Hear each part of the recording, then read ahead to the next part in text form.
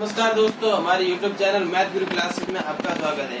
आज अपन बात करेंगे लाभ और हानि की, जो इस प्रश्नावली का 8वां भाग है, जो कि 7वां भाग है उसके क्रमिक बट्टों के आधार पर प्रश्न है। तो सबसे पहले प्रश्न देखते हैं।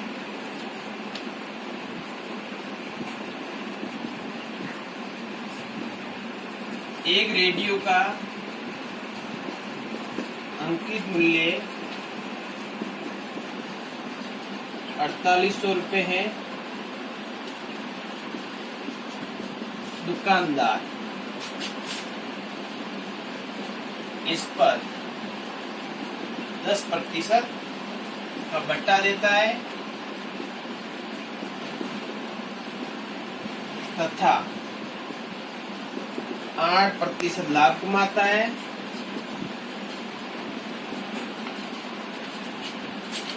यदि वह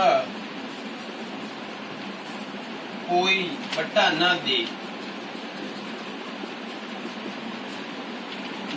तो इसका लाभ प्रतिशत कितना होगा।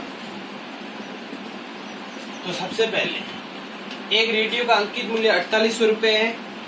दुकानदार इस पे 10% का पहले बट्टा देता है और फिर भी वो 8% लाभ कमाता है।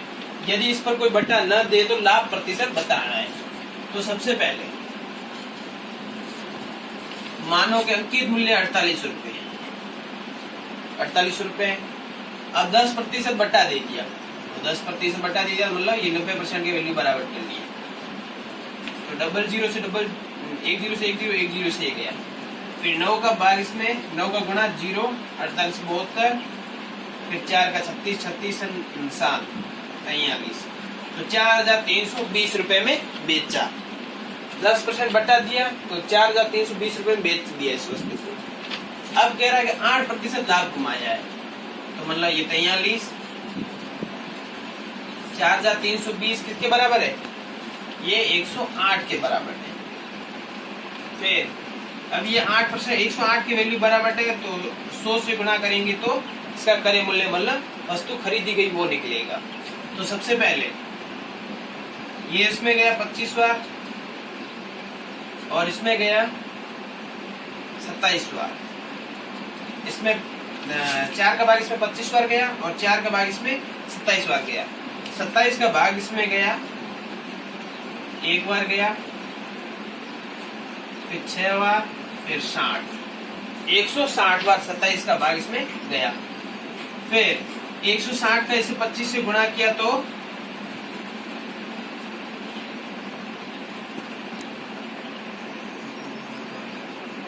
मतलब 4000 रुपये आ गए। 25 का गुणा 160 से किया तो 4000 रुपये। अब इस वस्तु का क्रय मूल्य आ गया 4000 रुपये और बेचा विक्रय मूल्य आ गया 4320 रुपये। फिर अब कह रहा है यदि कोई बट्टा न दे तो इसका लाभ प्रतिशत कितना होगा। अगर ये जो 10% दिया गया बट्टा, अगर यहाँ पर ये नहीं दिया जाता है तो लाभ प्रतिशत कितना होगा इसका। अब अगर ये 10% बट्टा नहीं दिया होगा तो अंकित मूल्य पर वस्तु को बेचनी पड़ेगी और अंकित मूल्य है 4800 रुपये। तो मतलब 4000 रुपये की वस्तु खरीदी गई थी, 4800 में बेची गई है, तो बराबर लाभ कितना हुआ?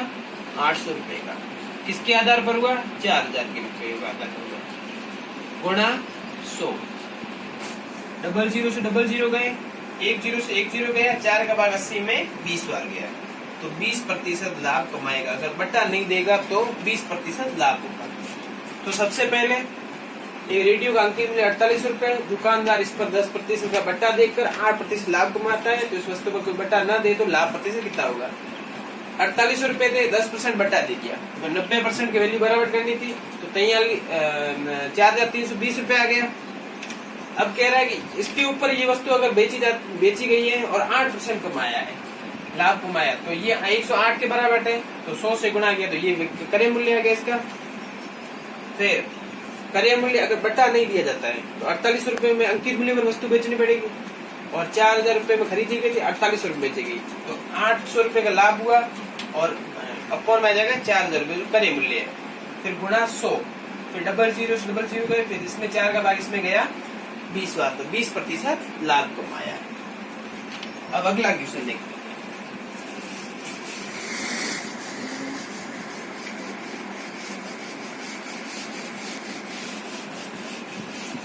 क्वेश्चन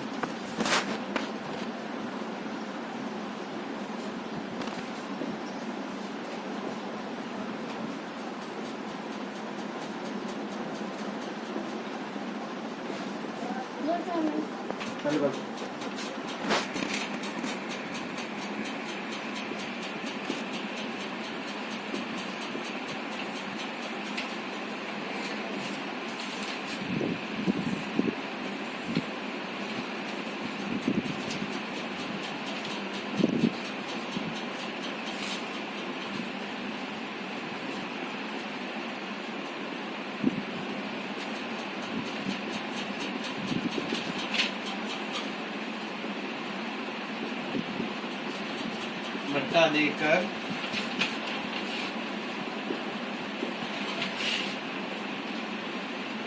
बेच दिया,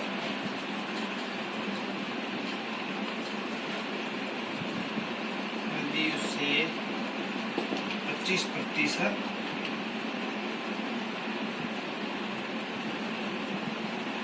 लाभ हुआ तो उस वस्तु का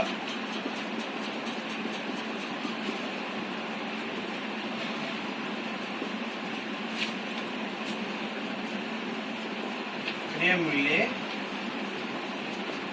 कितना होगा। अब सबसे पहले किसी निर्माता ने एक वस्तु का अंकित मूल्य 50 रुपए निर्धारित किया तथा उसे 20% डिस्काउंट देकर बेच दिया। यदि उसे 25% लाभ हुआ है तो उस वस्तु का क्रय मूल्य याद करना है। मतलब एक वस्तु है तो उसका मूल्य निर्धारित किया 50 रुपए, फिर 20% उस पर बटा दिया और फिर भी वो 25% लाभ कमाता है तो इस वस्तु का क्रय मूल्य बताना है।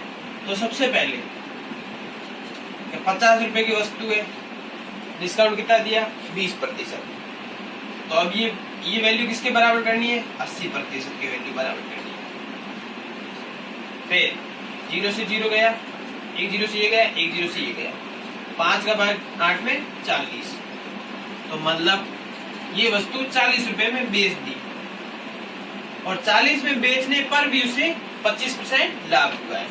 तो मतलब ये 40% है, 40 रुपए में वस्तु बेची गई और 25% लाभ हुआ है, तो मतलब ये 125 के बराबर है। किसके बराबर है 125% के बराबर है।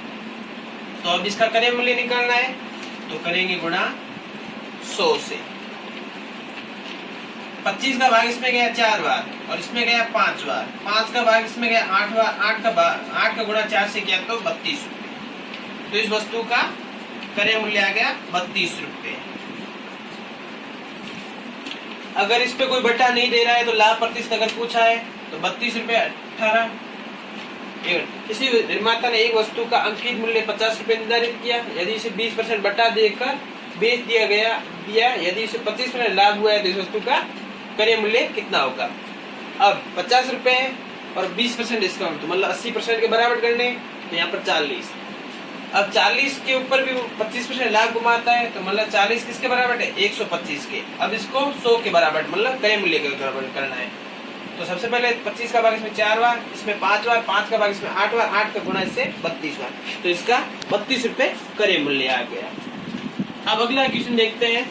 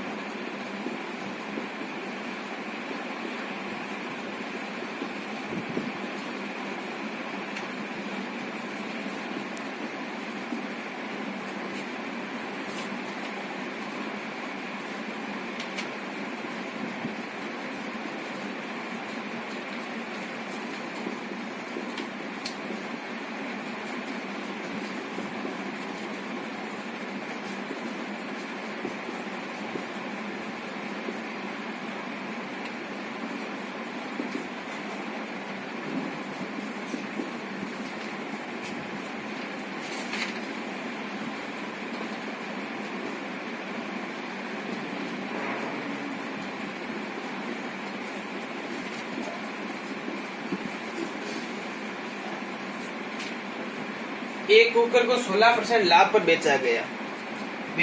यदि इसे 20 रुपए अधिक पर बेचा जाता तो 20% लाभ होता।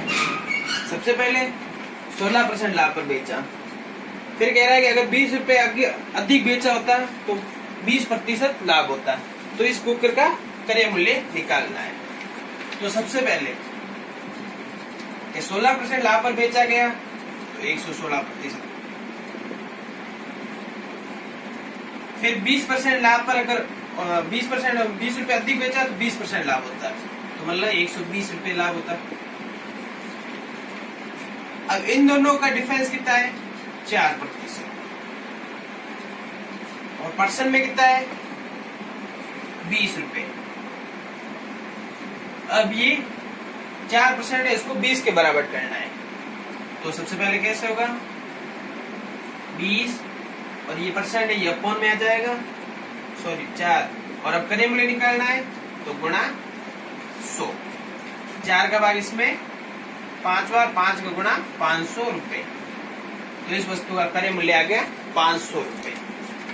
एक कुकर को 16% लाभ पर बेचा गया। यदि इसे 20 रुपए अधिक पर बेचा जाता तो 20% लाभ होता। तो कुकर का क्रय मूल्य निकालना है।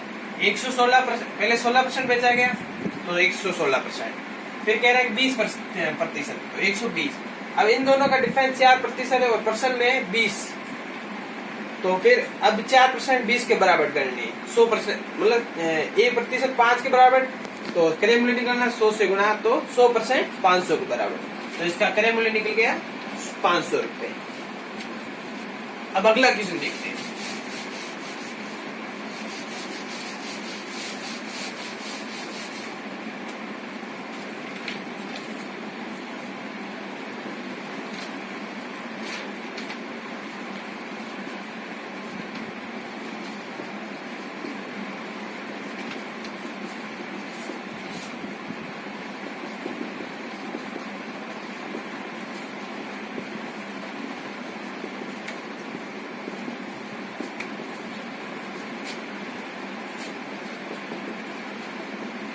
%10 लाभ पर बेचा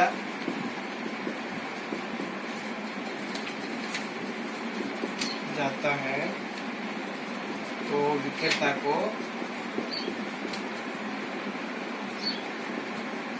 75 रुपए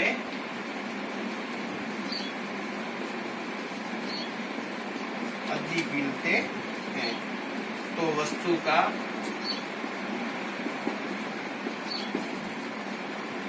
क्रय मूल्य कितना होगा?